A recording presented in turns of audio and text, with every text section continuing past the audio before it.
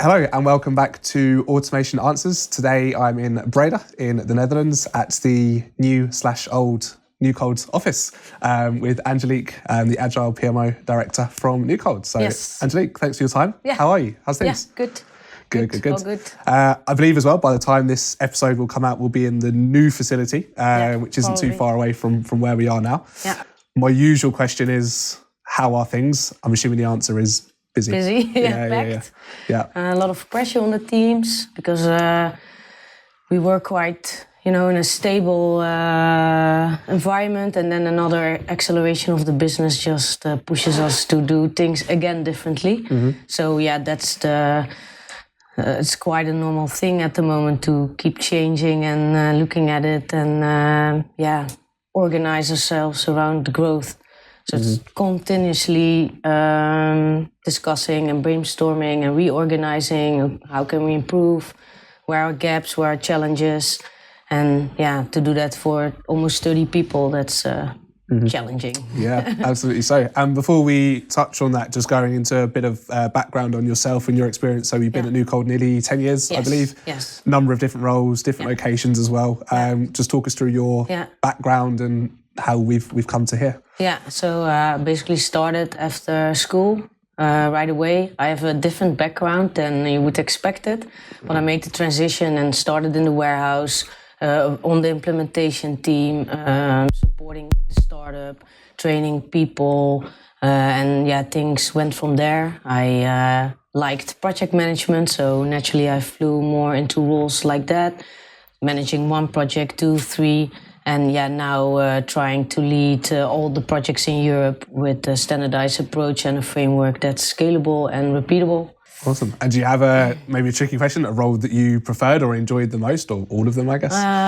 All of them, and they're all quite different, but what's really good and what was fun is that I saw the products from different levels and perspectives, and I worked myself with it and also got a feeling of, what we're doing here, and more information and background around logistical operations and everything in between. So that makes it much easier now to lead those people and understand what they go through, what's important, and where risk can appear if things are not organized or if not clear for everyone what they do or shouldn't do. Yeah, I see. Awesome.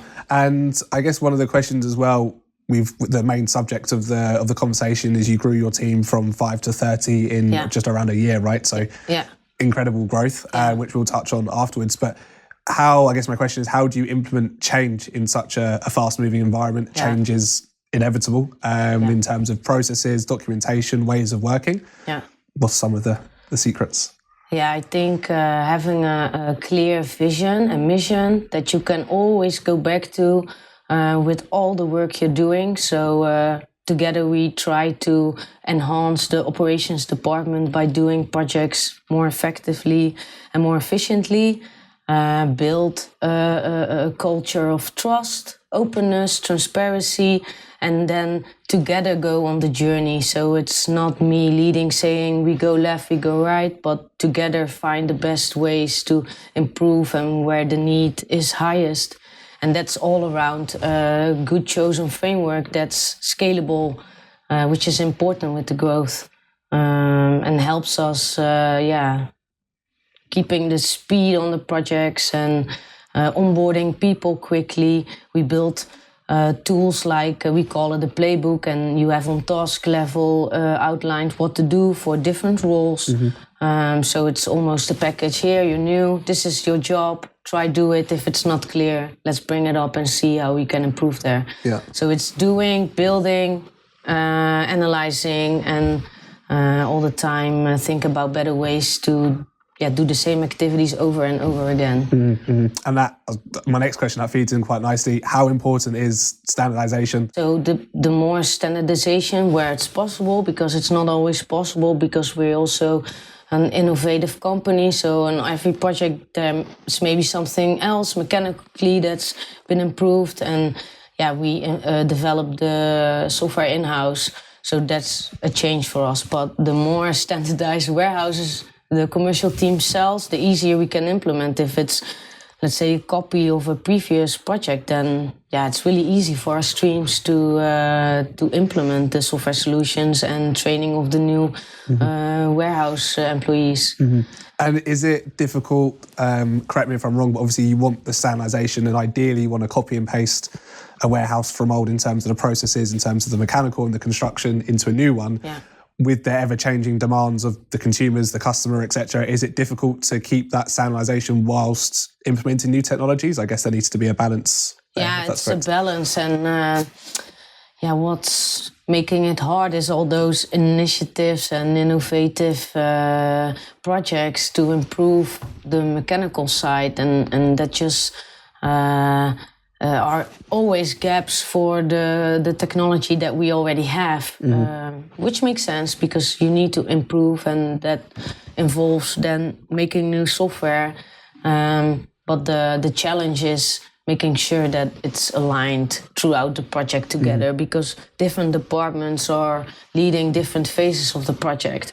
So it's really important to stay connected, to already start analyzing in an early stage if you have gaps or not, because then the development time is you have much more development time than if you would only begin, just before go live, for example. Okay. And more about your role and your team and how it plays into the wider project of Newcold. If we take one of the projects that you guys either finished or previously worked on, which was Corby, phase 3 extension is now taking place. Can you talk us through from start to finish your team's role within that project? Yeah. So this project we already started, I think, 2.5 years ago, and it starts with solution design activities. So we have experts in our department that can verify the proposed design by the engineering team, and we can shoot on that. Does it work operationally or not? And once we clarify that, then we help project manage the complete project lifecycle. So my team works together with the local team and helps them with, this is a good time to order forklifts, or that the new solution needs to be tested. And then together we figure out, who's going to test. We try to involve the local teams as much as possible with that, also for knowledge transfer, so they already get a grip of, what new things are going to happen here and how does it impact my current operations.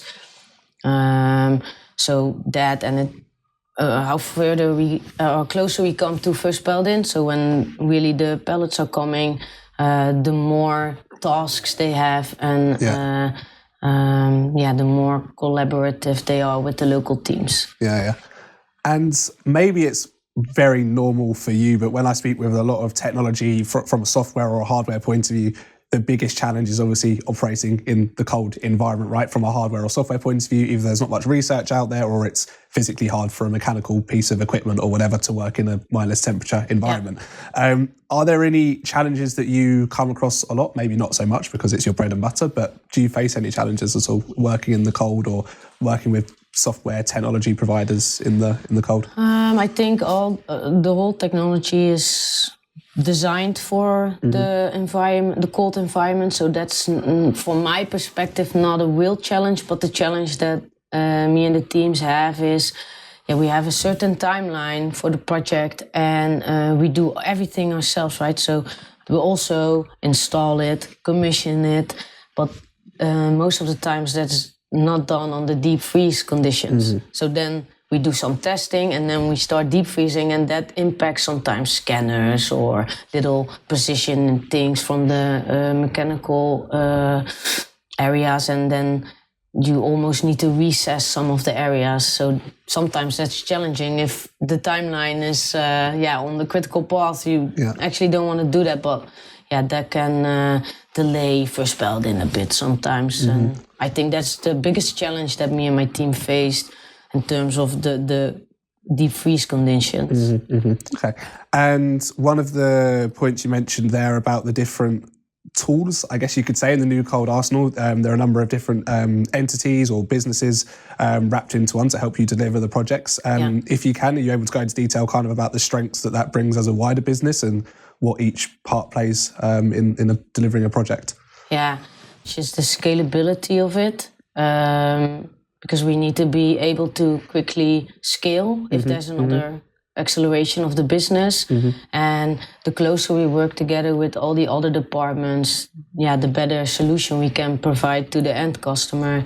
And one of the things that we're really focusing now is making the whole supply chain visible. So from end to end, how can we build solutions that you, can follow the product from production all the way till the customers, and everything in between. And that's a big focus with our technology and our software applications to make it more visible, and also maybe already try to estimate, this is what's going to happen this week and 2 weeks, so you can prepare operations for that.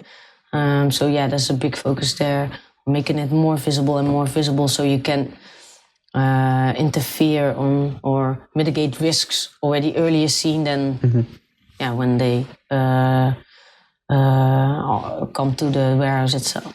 Awesome. And on the subject of automation, again, if you can disclose, or even just from a personal point of view, is there anything that excites you or anything that's potentially upcoming? You go, this is a really cool piece of tech, or I'm really looking forward to implementing this, or I'm really excited to work with from a personal point of view? It's most of the things are confidential, but there are some initiatives that make me excited. Can't really disclose much of that, but it involves a lot of AI and already self-driven technology, and you need to think in that area that we're also exploring if that's something that Newcold wants. Yeah, of course. And on that subject, it comes up in every podcast, so I'm excited to get your point of view. The term AI or the use of AI is maybe quite feared in the industry because everyone thinks it's going to take everyone's jobs, which isn't necessarily true, but I understand how it can be perceived that way. I guess from working in a cold storage or a frozen environment, it's hard to potentially find labour. So the use of AI and technology is really beneficial. But what does the role of AI, or what might it, what impact might it have inside of Newcold? It can also help with testing and estimating work, and that's also where we're looking into. So not only in the warehouse itself, but also for our technology tools to improve, to build them faster, higher quality.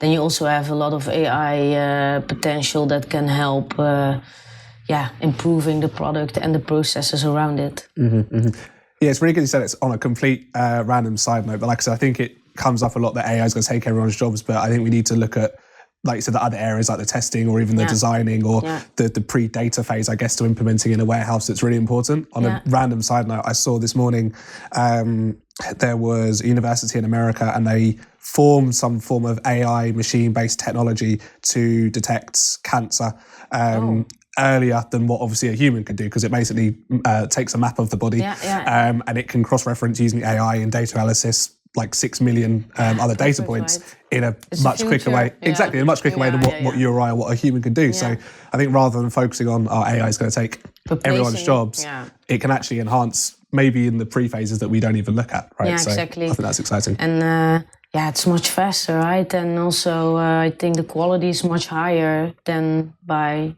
human work. So definitely. We're also really looking into that. We have a whole department around this. So sounds good. Awesome. And obviously, your role, going into the main subject of the podcast, your role in your team has gone from 5 to 30 in a very short space of time. What's important, and we mentioned obviously the new office that's coming up as well. So the harmonisation, I guess, is really key. But what's important to you in terms of keeping the culture and keeping the values whilst growing rapidly? That's the framework really helps us with this, the Agile PMO framework, which is really, it stems from Agile and the principles of Agile, but we really try to adapt that framework to Newcold specifically.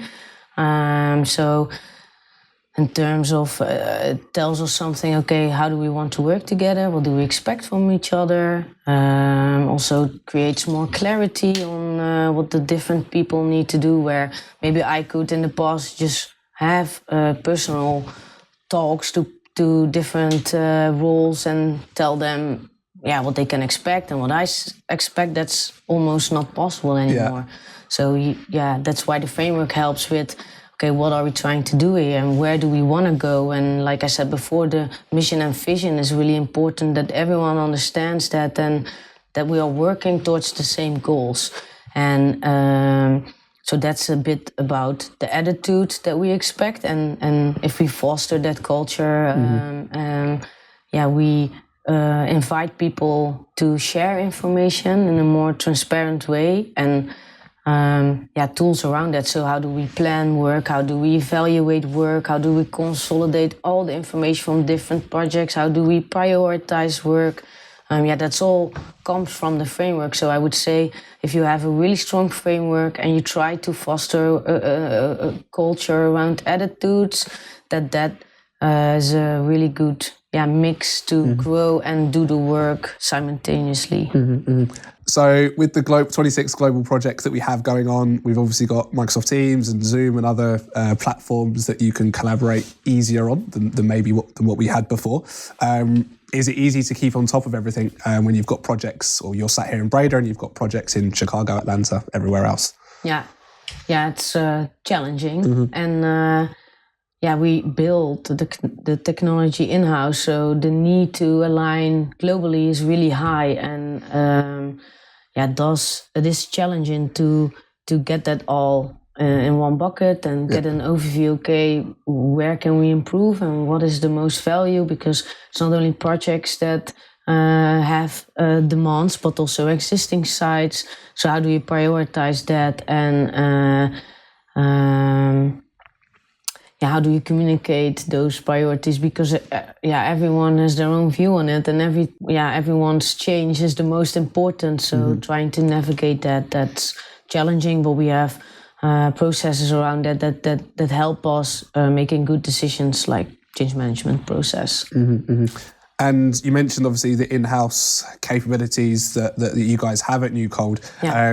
What I find really interesting is, technology is advancing so rapidly in terms of software tools, automation tools, whatever that's accessible out there on the market. Is it a fear for you that in 10 years' time you might implement something and then it's not valid? Is my first question. And then the second question is, having everything in-house, I guess it would be easier to keep control of things or kind of manage that issue that could come up. I don't know if that's a fair assessment.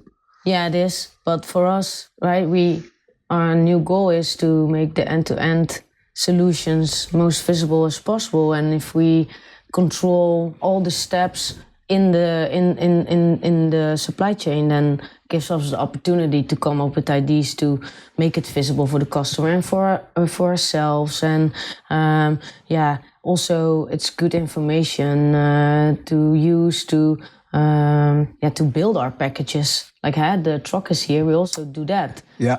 And the better data you have around that, the more competitive you can be. And going back onto from a recruitment point of view, what else is exciting? What else would draw someone to come and work for Newcold? Obviously, the new office is going to help, but what else is there? Yeah, I like my story. So I really started in the warehouse. So the opportunities here are really big, and we're still growing and growing and growing. And if you want to jump on the journey now, it feels like the sky is the limit, because what will happen in 10 years? I think that's also really cool opportunity, and also to be part of a company that grows so fast. It asks different things from you than when you have a stable environment where you try to maintain more, and our focus is building. And for me personally, that also fits my personality.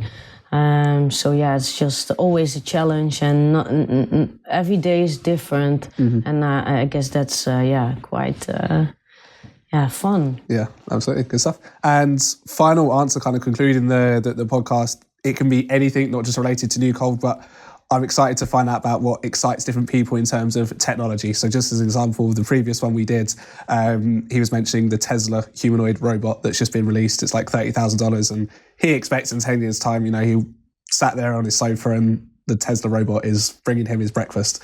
That's just a very specific example, but what excites you? What kind of technology or what's out there that excites you in the next 10 years, work or unwork related? Yeah, I think making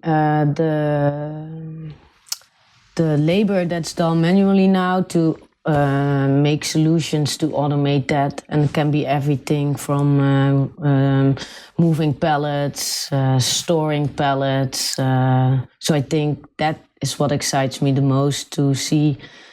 Sounds good. Awesome. Well, thanks very much for watching / listening. Angelique, thanks so much for your time. Appreciate you busy. Yeah. Again, thanks for listening, and we'll see you soon.